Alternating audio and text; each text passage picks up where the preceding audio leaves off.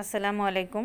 আজ আপনাদের তৈরি করে দেখাবো আধা পাকা আম থেকে মিষ্টি আচার বানানোর রেসিপি। 1 কেজি আধা পাকা আম কেটে নিয়েছি, এবার ধুয়ে নিচ্ছি। যে পরিমাণ আম সেই পরিমাণ চিনি ইউজ করতে হবে। এবার অন্য একটি পাত্রে আমগুলি তুলে চুনের পানির মধ্যে সারা রাত রেখে দেব।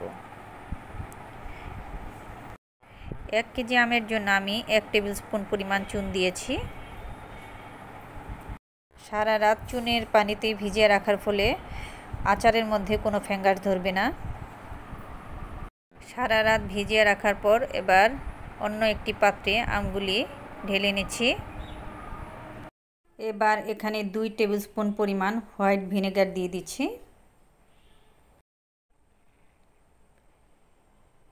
দুটি তেজপাতা, একটি দারচিনি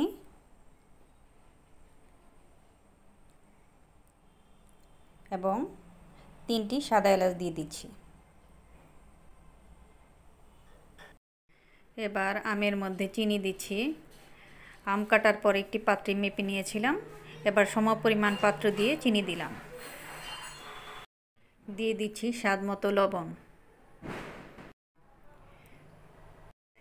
আমের সাথে চিনি মিশিয়ে 2 ঘন্টার মতো রেস্টে রেখে দিব। 2 ঘন্টা রেখে দেওয়ার পর দেখা যাচ্ছে চিনি গলে একদম পানি হয়ে গেছে। এবার আমরা একটি পাত্রে আমগুলি জাল করে নিচ্ছি। কোনো ধরনের পানি ইউজ করব না, কারণ আমের থেকেই পানি বের হয়ে আসবে। সুন্দর কালার আসার জন্য ফুড কালার দিয়ে দিলাম। আমি এখানে অরেঞ্জ ফুড কালার দিয়ে দিচ্ছি, তবে আপনারা চাইলে এটি বাদও দিতে পারেন। চিনির শিরা জাল হয়ে অনেকটাই গাঢ় হয়ে গেছে। এবার তেজপাতা, গরম মশলা এগুলো সব তুলে নিচ্ছি।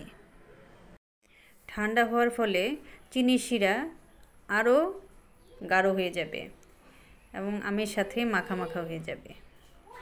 আপনারা অবশ্যই ট্রাই করে দেখবেন। আমি আশাবাদী এটি আপনাদের খুব ভালো লাগবে।